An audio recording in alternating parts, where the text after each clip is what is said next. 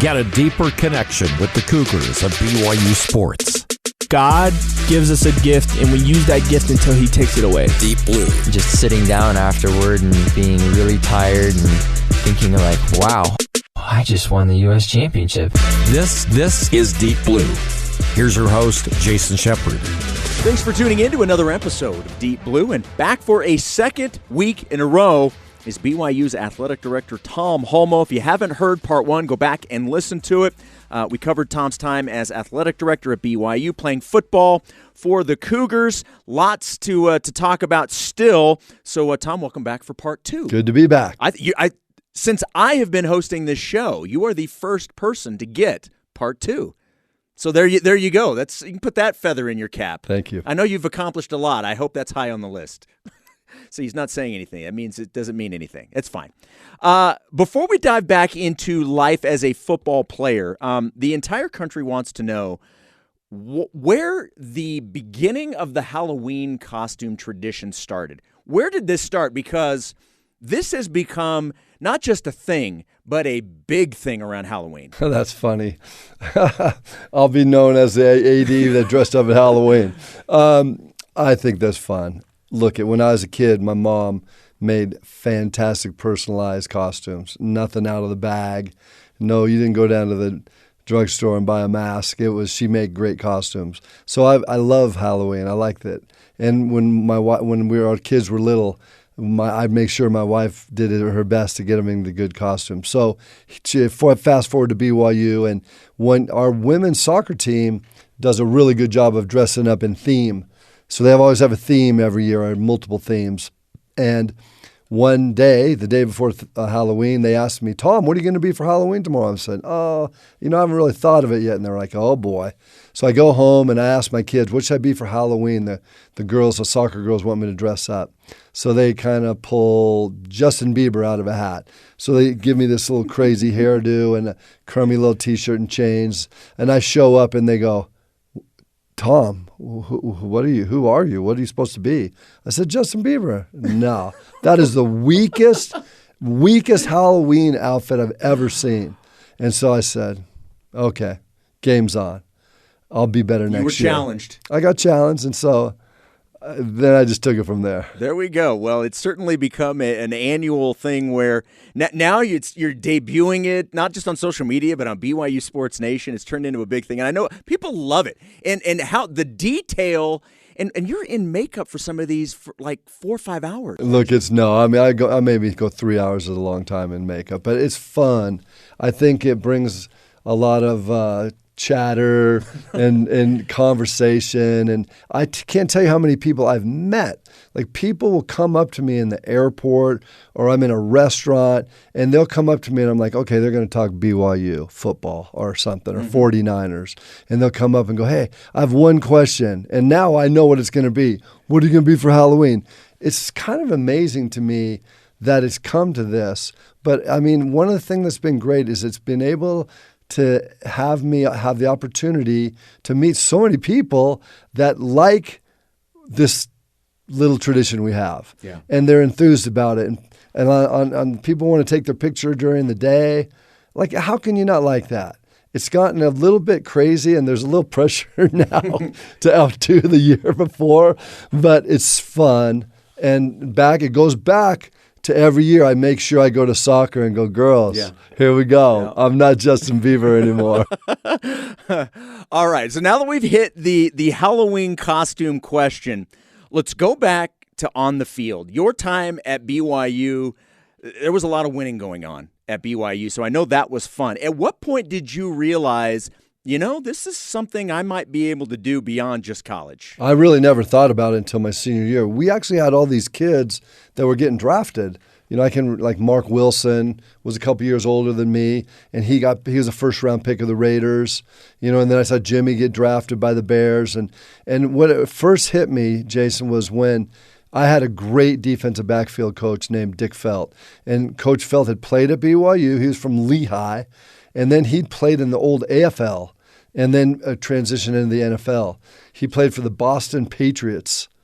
And he played on a couple other teams, but he was an all-pro, and he was a great player.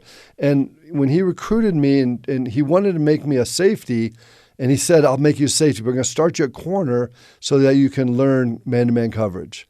And while I was with him for those 5 years, he taught me kind of tricks of the trade. And I used to go, we'd have film at 2. I'd get up there at about 1 or 20 to 2 every day. I'd sprint up there and just see if I could have some one-on-one film sessions with him. And he would show me some things that I could do that were like not BYU football 2.0. And it was not just what he was teaching the DBs, but things that were a little bit more advanced. And out on the field, he tried to help me pick those things up.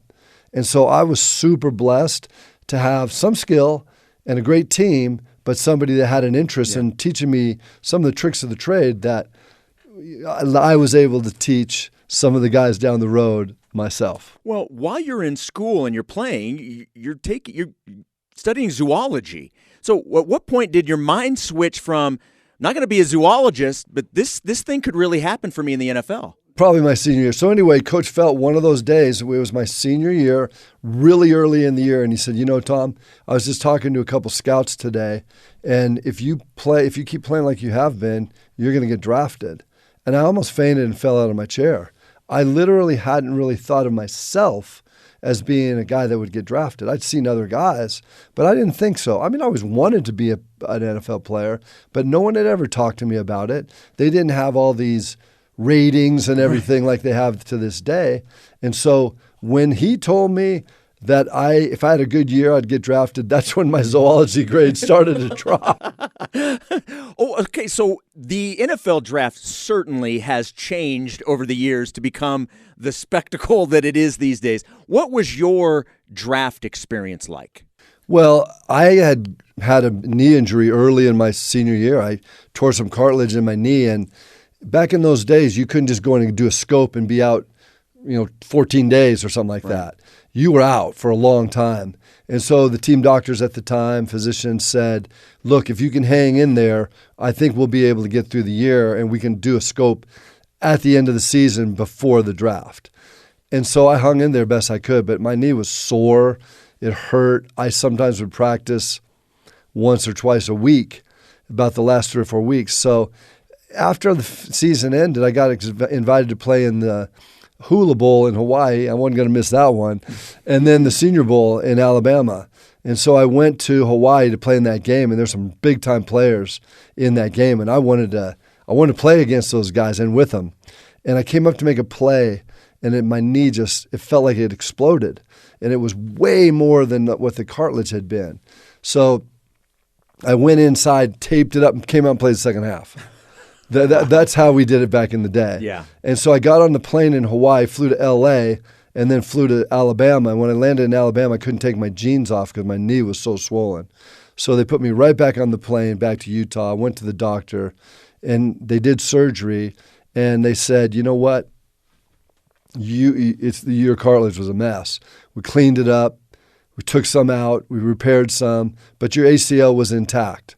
And then so I started to train, and it was hard. It hurt like crazy. So, January, February, March, I trained to get ready, but it still hurt like crazy. So I went to the combine, and at the combine, back in those days, there were 4 different combines, not just one. And each one of the doctors that saw me said, hey, you don't have an ACL. They didn't have MRIs back then, or at least we didn't at that time. But they do the stress test, and my knee was like super loose. And so the 49ers weren't I went to 3 of the 4 combines, and they were at the 4th one that I didn't go to, and they drafted me.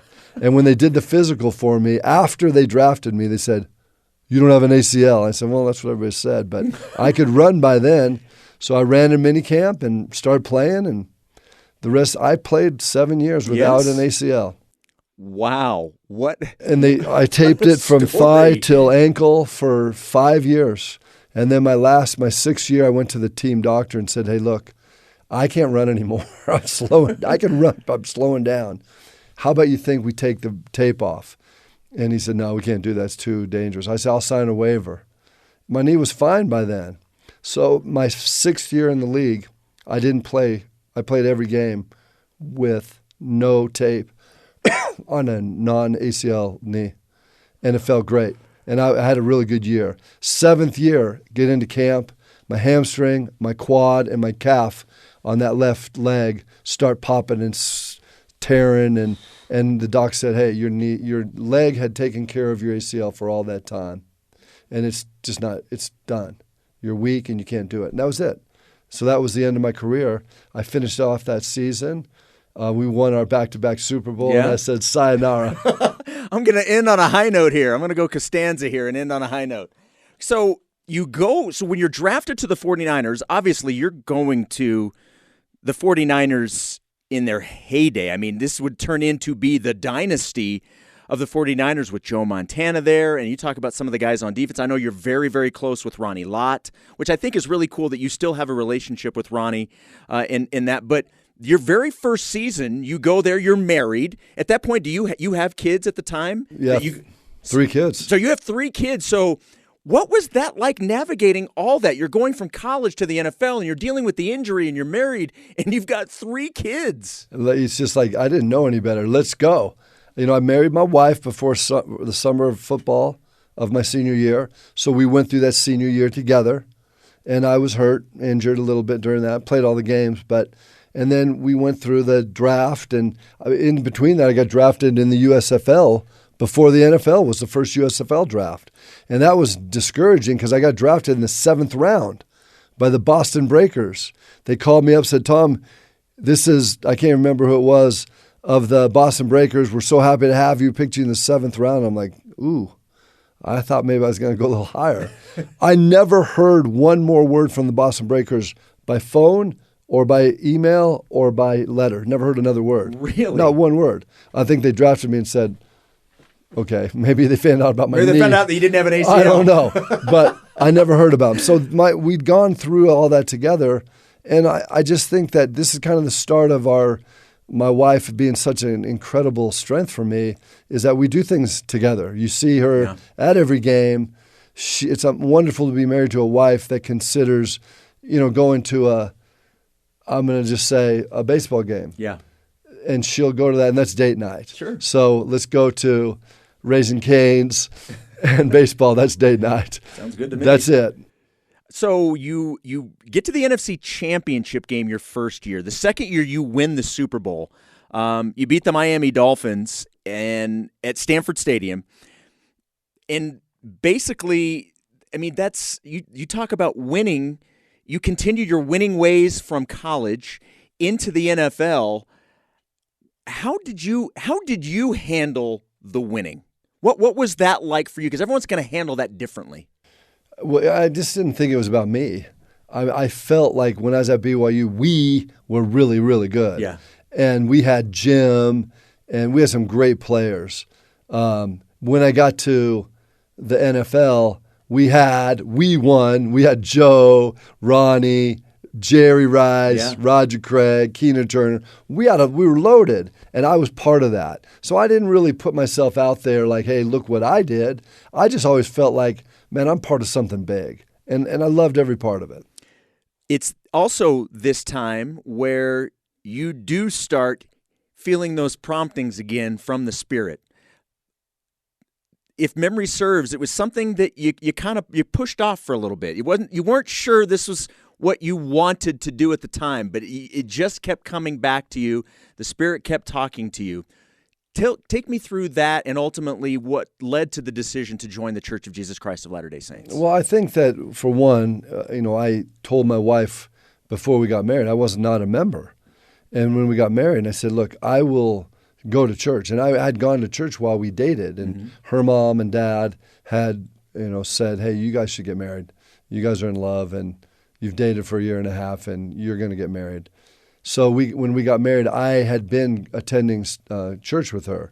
And when we went to San Francisco, I just started attending. We had some great young married couples, and I was an active member. I was an active non-member, of the church. This is a great part. Like, people would call me up and say, hey, can you come speak at Fireside? They knew that I'd been to BYU. I played for the 49ers, and people knew I went to church. So they assumed I was a member of the church. So I spoke at dozens and dozens of firesides, and people thought I was a member of the church. Had no idea. They had no idea. I took the Book of Mormon at BYU. I'd studied tons of books. I love the writings of the prophets and current apostleship, and I was trying to intellectually understand the church, and that I got a little bit too far intellectual and didn't let the spiritual run, and so it was hard for me trying to balance, playing. This is where it got a little bit tough, and just this. I never gave up. I was always there. I was always in attendance. I had a calling. I was a Webelow leader. I mean, these little young kids depended on me to be their Webelow leader.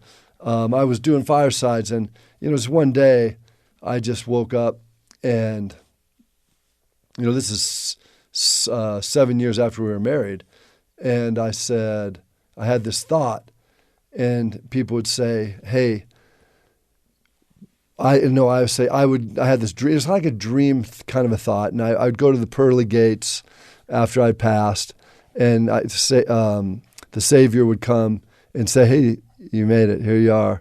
Let me ask you a question. I gave you everything. Made you get hurt so that you could come to BYU. I brought you to BYU. You married the most amazing woman, and you have great children. You play with the 49ers. Everything's going well for you. I put missionaries in your place. I've put many people, home teachers. Why didn't you join the church?" And the only answer I could come up with was, I was afraid of what others would think. I was afraid of what my family would think. And I thought about that for a long time. And then finally one day, that thought came to mind. I said, what am I thinking? This is my decision. This is my salvation. This is individual. This is about me. And just like that. I mean, after 7 years, I was in a quandary. And then one day, I was ready to go. And I was baptized like 4 days later.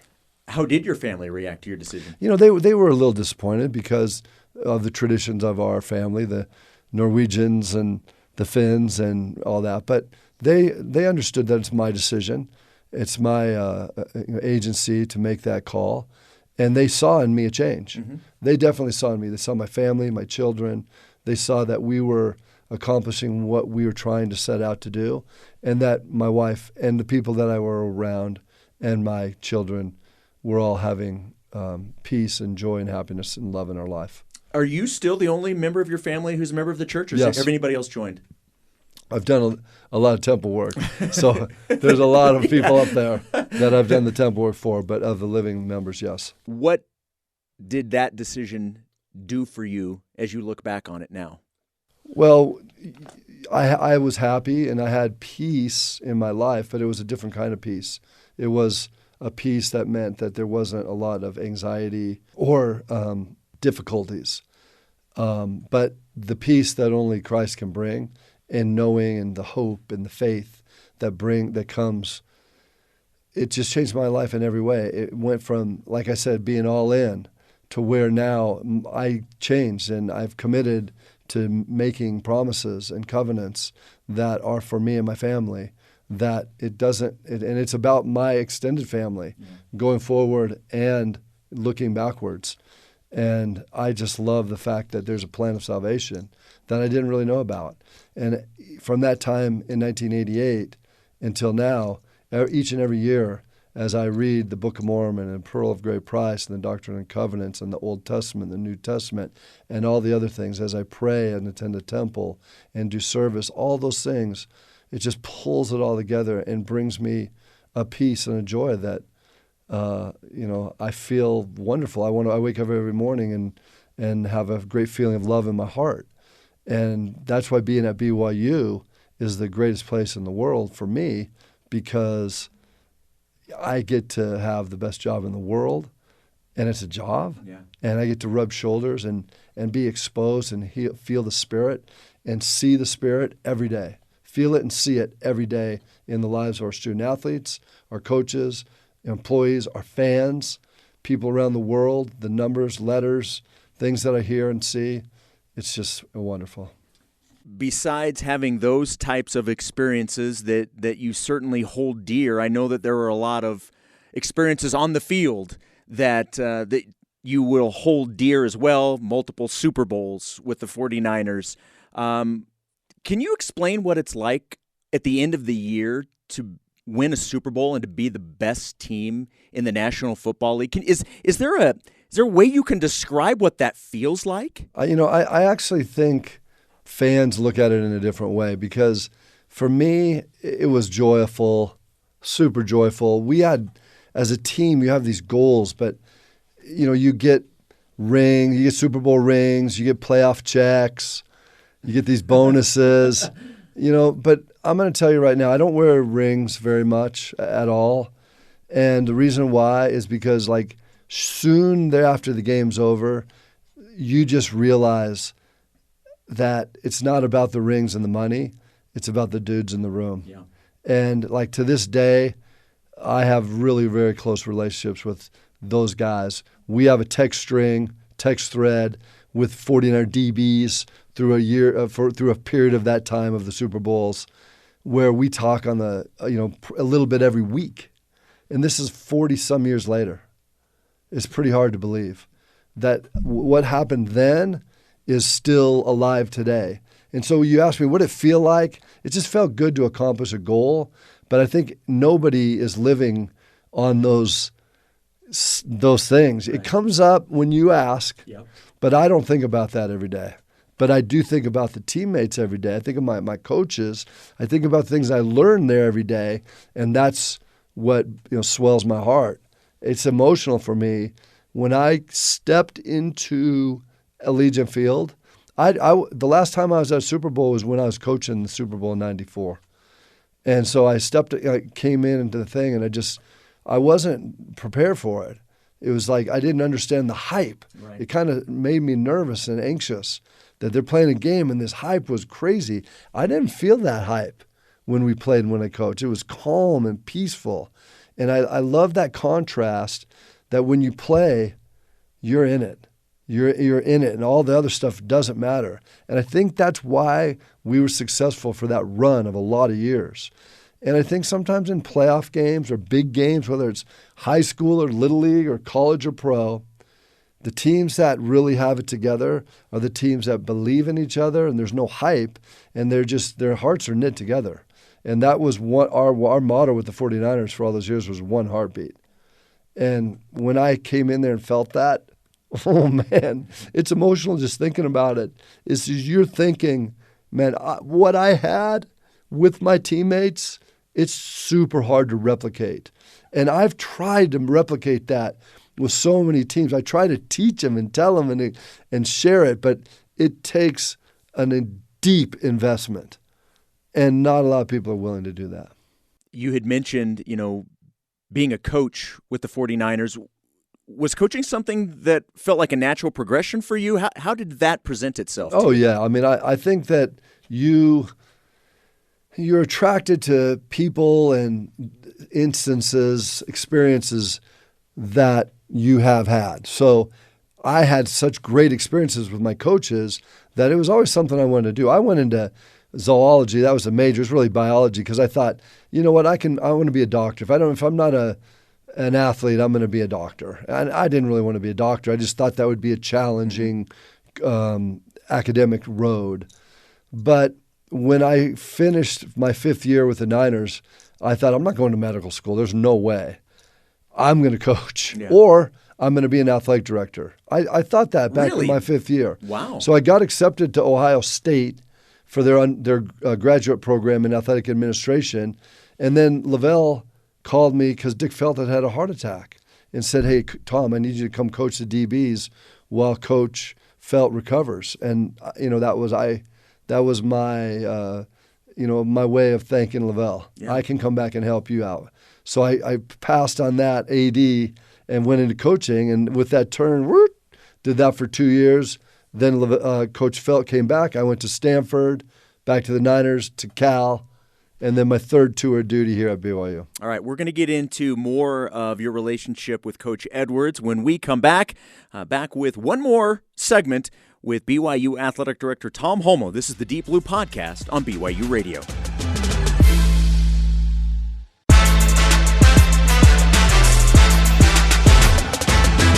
Welcome back to the Deep Blue Podcast here on BYU Radio. Jason Shepard with you, my guest, BYU Athletic Director Tom Holmoe.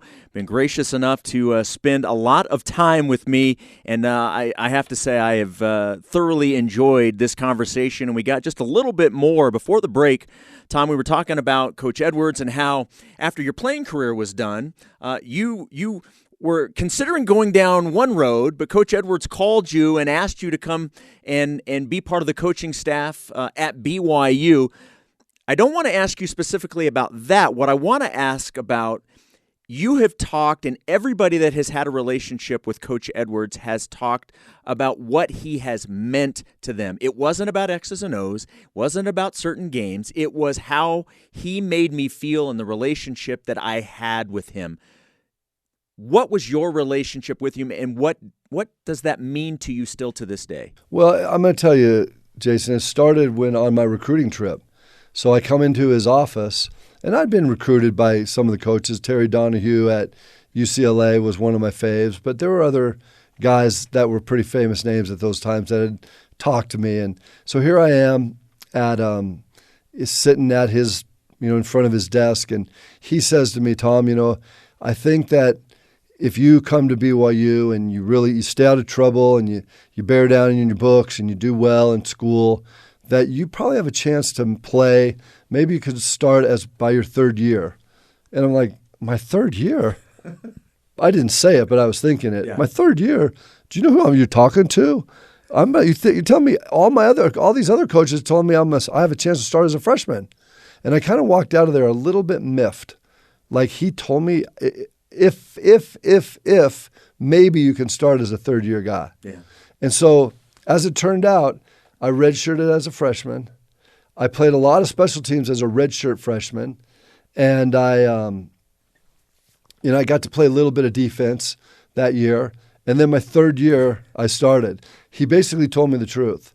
And so, during that recruitment period, there was a time, and this might have something to do with me choosing BYU, is I realized he was the only coach that really shot it to me straight and told me how it really was going to be. And I appreciate that.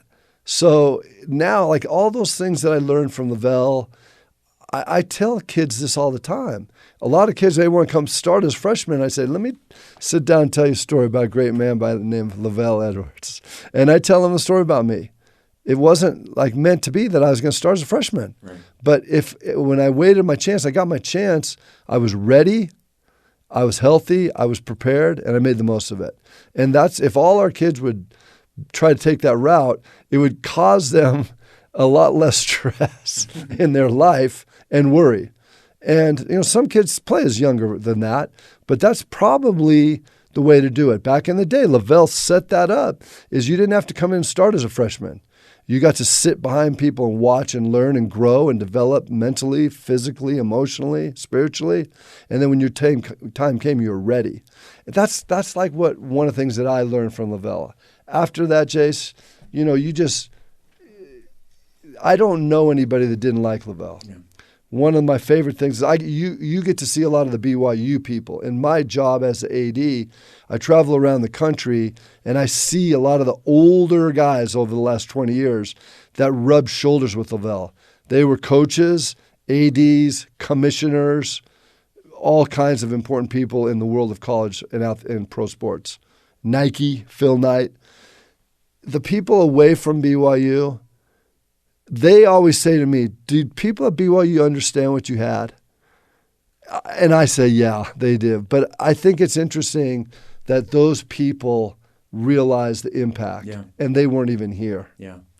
I obviously got to cover a lot of LaVell, well, not a lot, but towards the end, I got to cover LaVell as a member of the media. And I know I've told this story. I don't think I've told it on this podcast.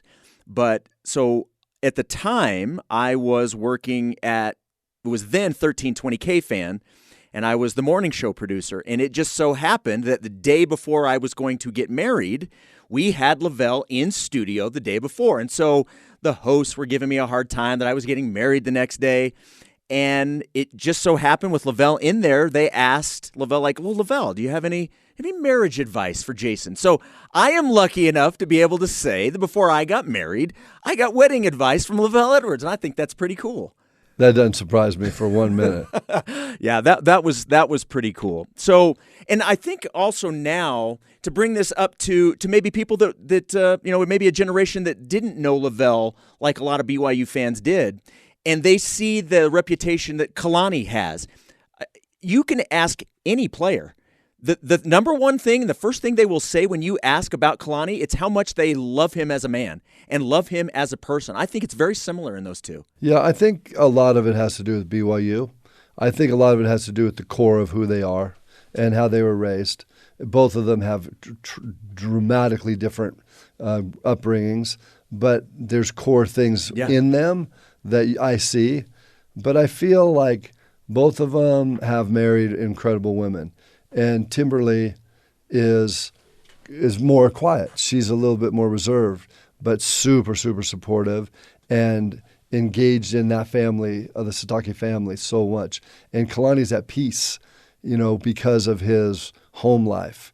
He has an incredible wife who is there a lot. Yeah, I see her, but you look at LaVell, and one of the things that I think is important to mention in this episode is that we still have Patty, and she's a jewel.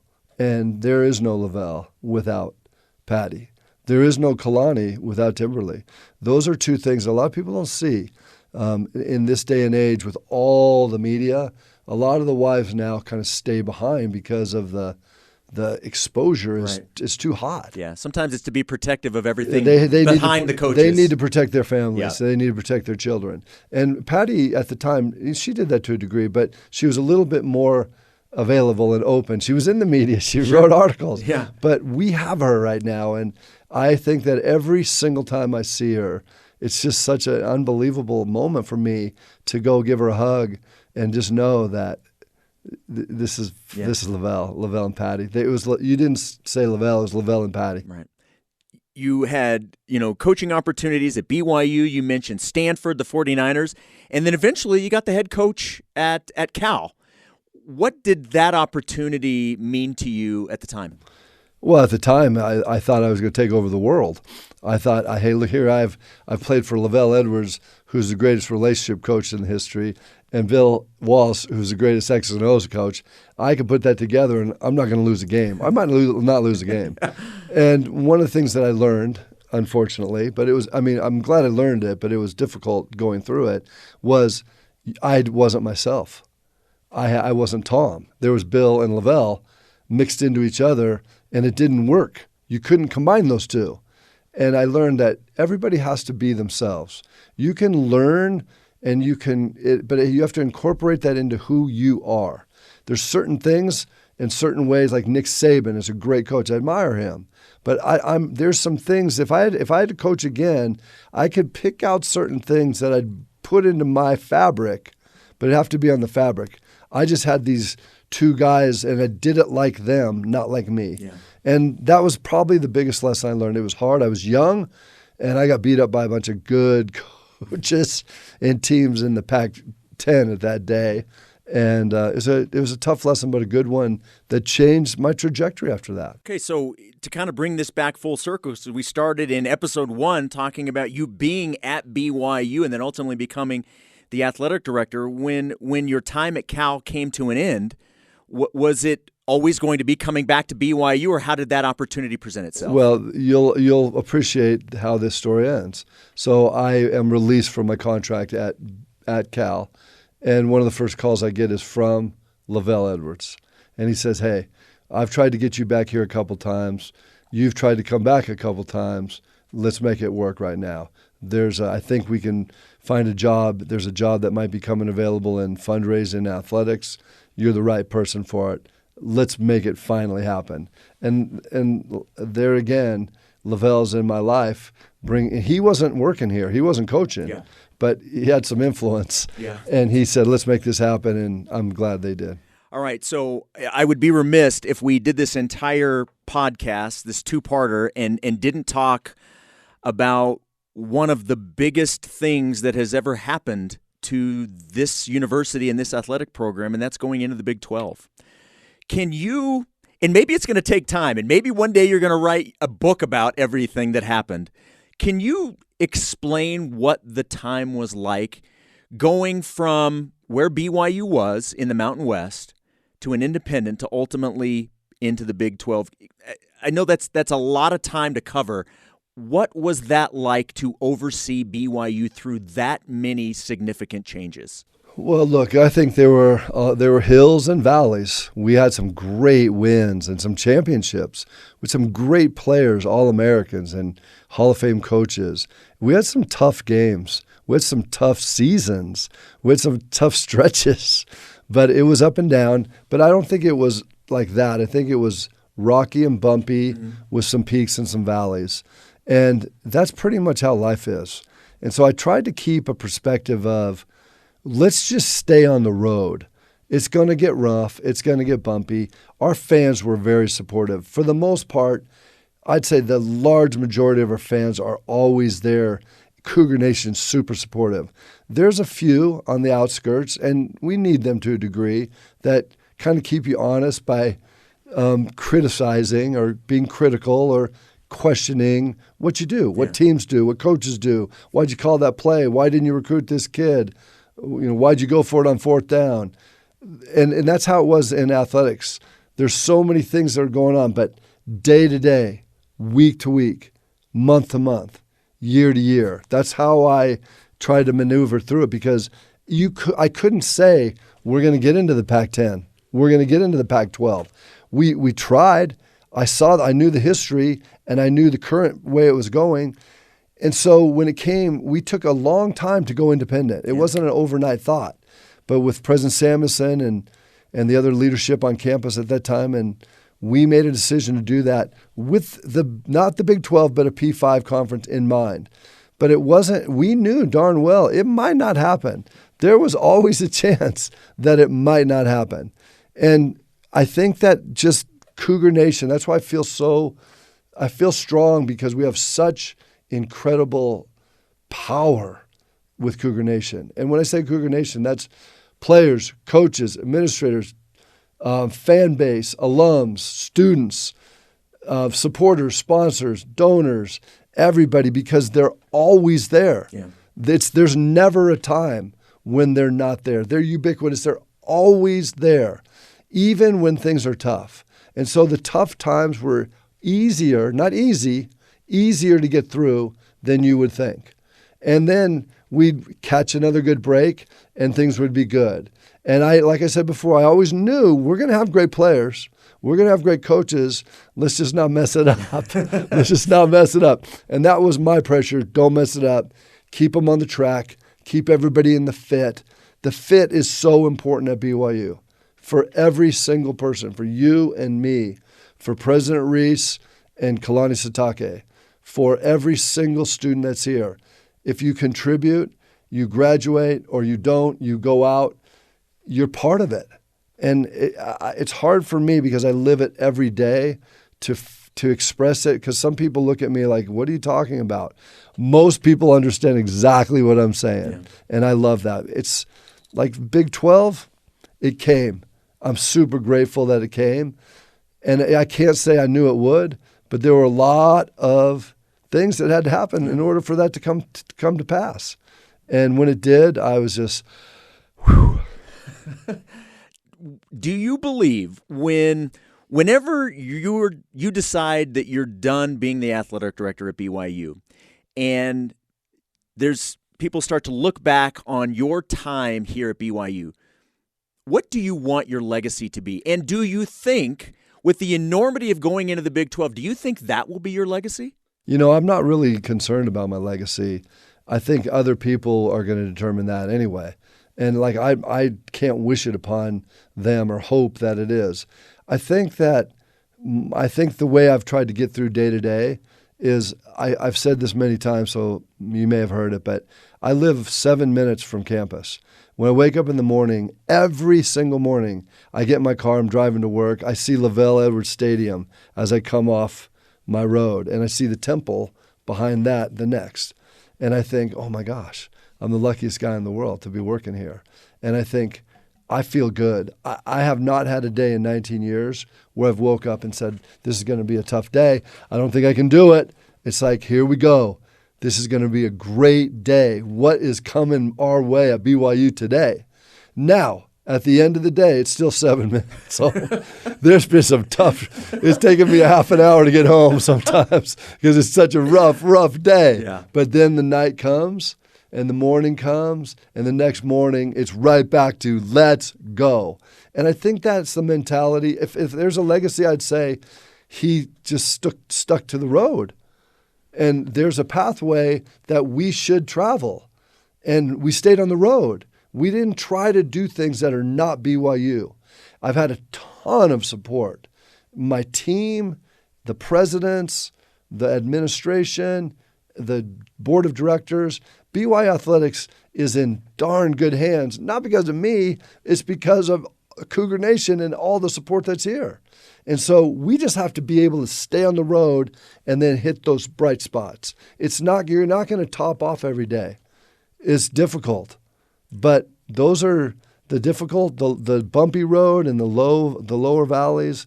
They're what create the high roads, and we've been on some high roads, and man, I'll never forget those high roads.